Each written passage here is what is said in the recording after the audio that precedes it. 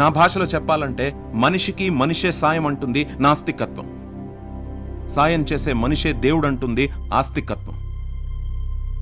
ఏ మతమైనా చివరికి చెప్పేది ఒకటే, నిజాయితీగా బ్రతుకు, వీలైతే నలుగురికి సాయం చేయి, అంతే కదా. ఎవరికో సాయం చేసే పొజిషన్లో నేను లేను సార్. నేనే ఇరుక్కుపోయి ఏడుస్తున్నా. ఏడు, ఏం పర్లేదు. నీతికి నిలబడేవాడికి, నిజాయితీగా బతికేవాడికి ఏడుపు ఎప్పుడూ తప్పదు. చెమట పట్టకపోతే చల్లగాలి విలువ తెలీదు, సంఘర్షణ పడకపోతే జీవితం విలువ తెలీదు.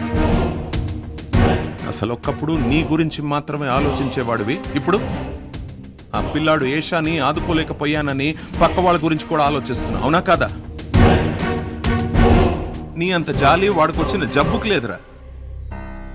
ఇలాంటి రకరకాల జబ్బులతో ఎంతో మంది పిల్లలు బాధపడుతున్నారు సీను. దేశంలో కొన్ని వేల మంది ఏషాలకి నువ్వే సాయం చేయాలి. నేనా? అవును, పిచ్చి జనం రా పాపం. ఏదంటే అది నమ్మేస్తారు.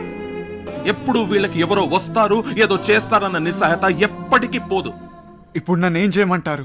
జనం నిన్ను దేవుడిని చేస్తే వచ్చిన 2000 కోట్లు ఆ జనానికే పంచు. నీ సాయం కోసం ఎదురు చూస్తున్న వాళ్ళ నమ్మకాన్ని గెలిపించు. నేను దేవుడి నుంచి మనిషిని చేసి నీ ప్రేమని నేను గెలిపిస్తాను.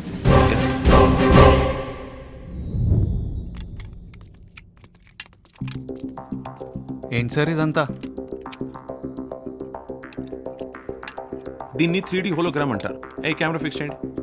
రా, ఇక్కడ మధ్యలో నిలబడు. కమ్. Just minute.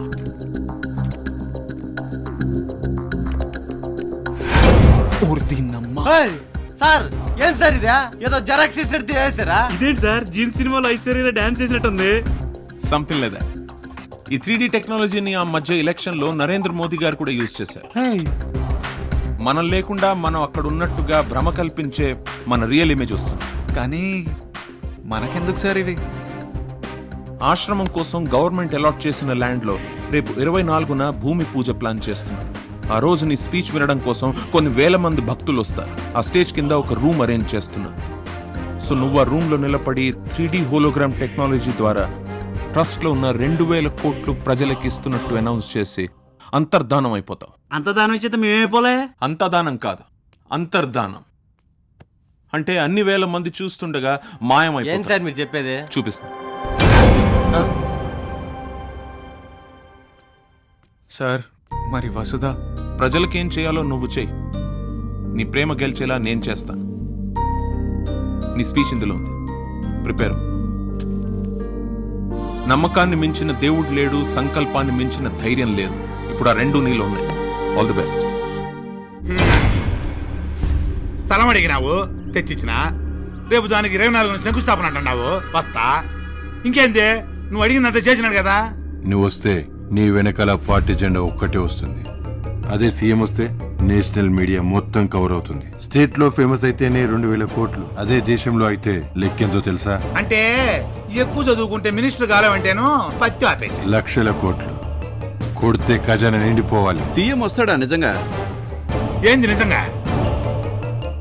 మన వెనకాల 54 మంది ఎమ్మెల్యేలు ఉండారు. సీఎం అని తీసుకొచ్చే బాధ్యత నాది.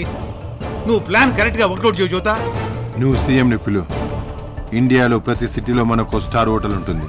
అన్ని కుదిరితే నువ్వే సీఎం కావచ్చు. సీఎం వస్తున్నాడు అంతే.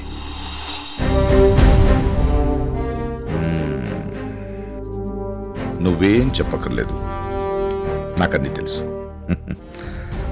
మినిస్టర్ రఘు స్కామ్లను నా టేబుల్ మీదకి వచ్చి చాలా రోజులైంది. సైలెంట్గా సిబిఐ ఎంక్వైరీ ఆర్డర్ చేశాను. తొందరగా లోపల ఉంటాడు. సో జస్ట్ వన్ థింగ్, ఆ ట్రస్ట్ లో ఉన్న క్రిమినల్ లాయర్ బ్యాచ్ గురించి ఆలోచించాలి మీరు, ప్లీజ్.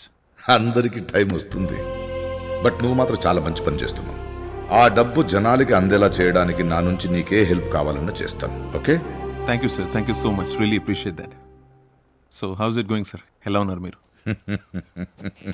నువ్వేం మారలేదు చైతన్య. సార్, ఐఏఎస్ చేసి సర్వీస్లో ఉన్నప్పుడు కూడా ముందు జనాల గురించి మాట్లాడి తర్వాత పర్సనల్స్ ఉండేవి. వెల్, ఇన్ఫ్యాక్ట్ నువ్వు జాబ్ వదిలేసినప్పుడు నేను కొంచెం ఫీల్ అయ్యాను. బట్ ఇప్పుడు నువ్వు చేస్తుంది correct service. Thanks again sir. కానీ నాదేముంది సార్, పాలిటిక్స్లో ఇంకా మీలాంటి వాళ్ళు ఉన్నారంటే నమ్మలేం. ఉన్నాను, నమ్మండి. అయ్యో అలా కాదు సార్, జస్ట్ ఎనలైజింగ్ అంతే. శంకుస్థాపన ఎప్పుడు? సార్ వచ్చే 24th 24th. గుడ్, వస్తాను. అక్కడే అందరు అకౌంట్ సెటిల్ చేద్దాం. Thank you sir. I'll take you leave. All the best. See you soon sir.